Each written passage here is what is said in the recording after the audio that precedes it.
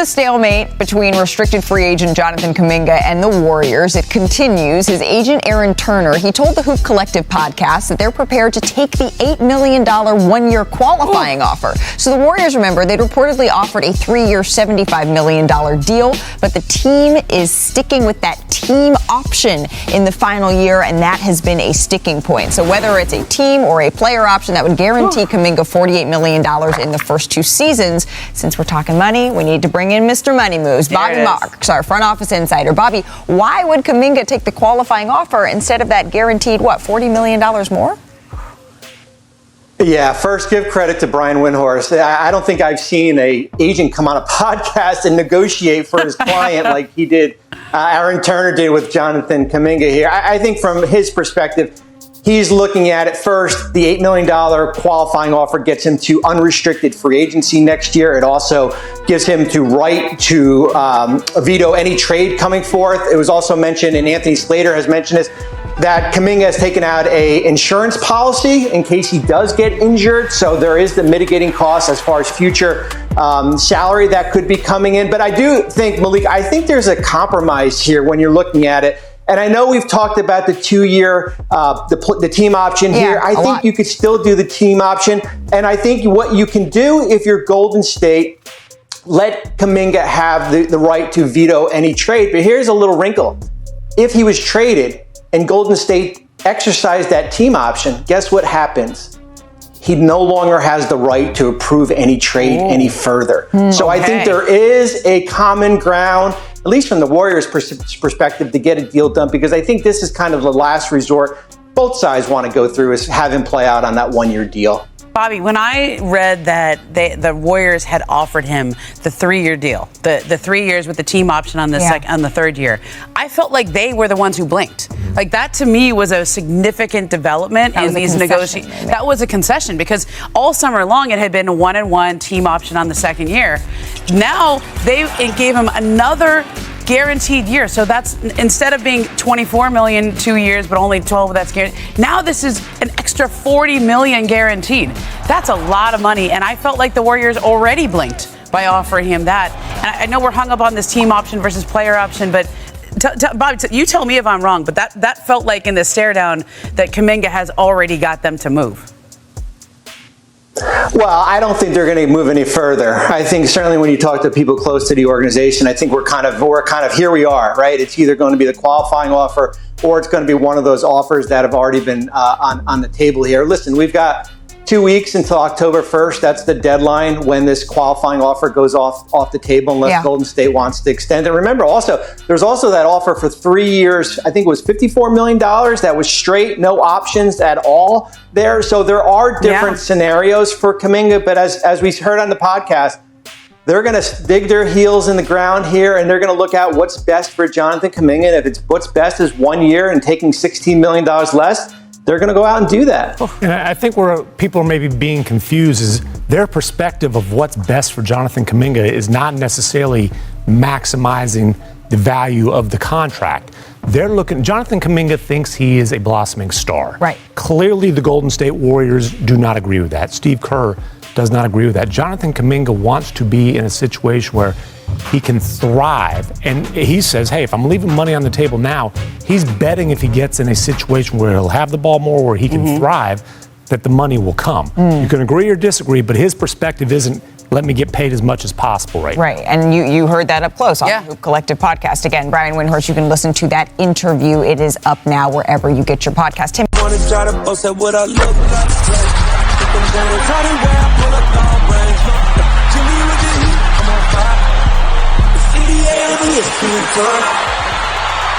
Where do Steph Curry and Jimmy Butler rank among the NBA's best? As a new season approaches, the Golden State Warriors find themselves once again in the spotlight, not just because of their legacy, but because of a revitalized core led by two of the league's most respected veterans, Stephen Curry and Jimmy Butler. For much of the last decade, the Warriors were the team everyone expected to be in the finals. But reality has shifted. In the past 6 seasons, Golden State has made just one finals appearance.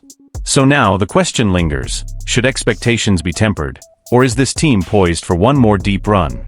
If Steph Curry has anything to say about it, the Warriors are far from done. And the front office agrees.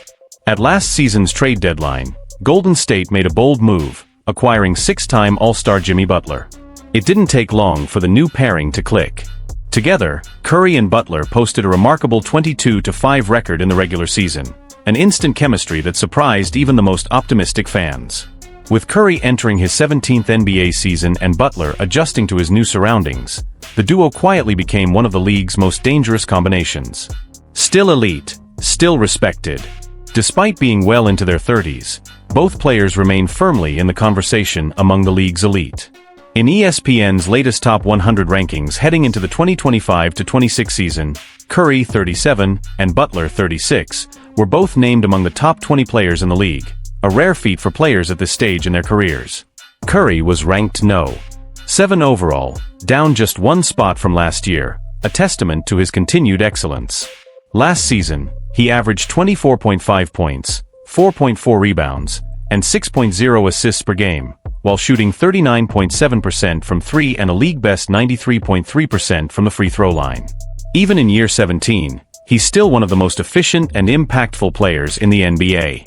As ESPN's Anthony Slater noted, the Warriors outscored opponents by 299 points when Curry was on the court last season, the best on the team. When he sat, they were outscored by 28. His value, even now, remains undeniable. Butler finds his fit. For Butler, the ESPN rankings placed him at No. 18, following a mid-season trade that might have saved the Warriors' year and reshaped his own trajectory. After a difficult final stretch in Miami, Butler arrived in Golden State seemingly re-energized. In his 30 regular season games with the team, he averaged 17.9 points, 5.5 rebounds, 5.9 assists, and 1.7 steals, all while adapting to a new system and role. According to Slater, his time with the Warriors was brief, 30 regular season games, 11 playoff games, but spectacular in every way. Most notably, the wins. The team was 25-26 when he arrived. They finished the season on a 23-8 run and went on to eliminate the second-seeded Rockets in the first round of the playoffs. It's not just about numbers for Butler, it's about fit, culture, and purpose. And in Golden State, he may have finally found the right mix. A new chapter, a renewed belief. There are still questions surrounding the Warriors heading into this season. The core is aging. The Western Conference is stacked. And the window, while still open, isn't as wide as it once was. But with Curry and Butler healthy, aligned, and motivated, there's a sense of quiet confidence building around the team. The Warriors were at their best last season when those two shared the floor, not just in terms of production, but in leadership and intensity. And now, after a full off-season together, there's reason to believe they'll be even better. Golden State may not be the undisputed favorite anymore, but they're not fading away either.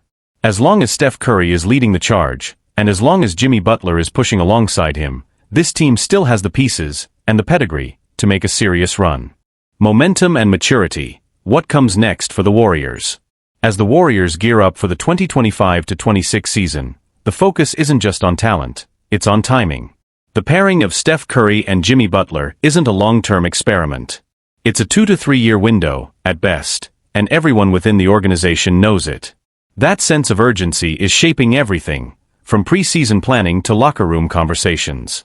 According to team sources, Curry and Butler have taken a more hands-on role in player development and daily preparation during training camp. The coaching staff, meanwhile, has built out new schemes specifically designed to maximize the strengths of its two veteran stars. There's a real seriousness this year, one Warriors assistant told The Athletic. They know the opportunity is there, but they also know it's not guaranteed. That's bringing out the best in both of them. The chemistry between Curry and Butler is more than just functional, it's intentional. Off the court, the two have grown close, forming a partnership rooted in mutual respect and a shared competitive edge. While Curry remains the undisputed face of the franchise, Butler's voice has become increasingly important behind the scenes, challenging teammates, holding film sessions, and setting a physical tone in practice. Adjustments and depth. One of the key takeaways from the end of last season was that the Warriors system had to evolve.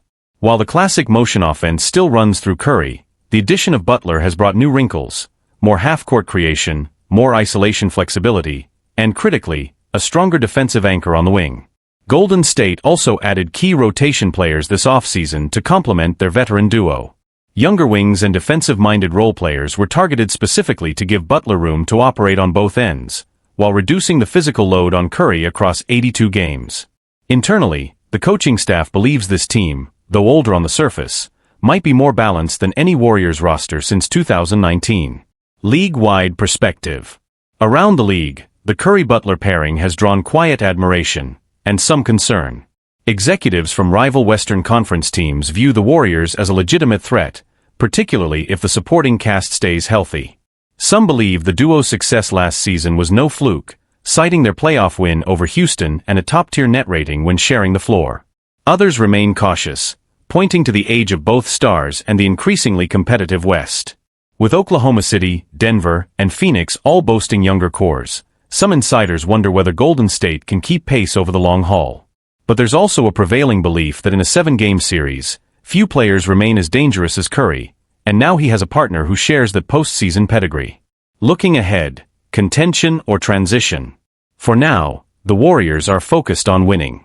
The front office isn't treating this season as a farewell tour, but they are aware that windows close quickly in today's NBA. Curry is under contract through 2027, but with each year, the weight of last chances becomes heavier. Butler, meanwhile, seems to have found new life in Golden State. After years of carrying heavy expectations in Miami, the fit in the Bay Area has been described by those around him as liberating. He's energized, competitive, and by all accounts, determined to make the most of this chapter. Jimmy's not just trying to prove something, a team source said. He's trying to win, and do it the right way. That matters here. If both stars stay healthy and continue to lead by example, the Warriors won't just be contenders, they'll be one of the most dangerous veteran teams in the league. And if this season ends with a deep playoff run, or even one more title, it could mark one of the most impressive late-career resurgences in recent NBA history.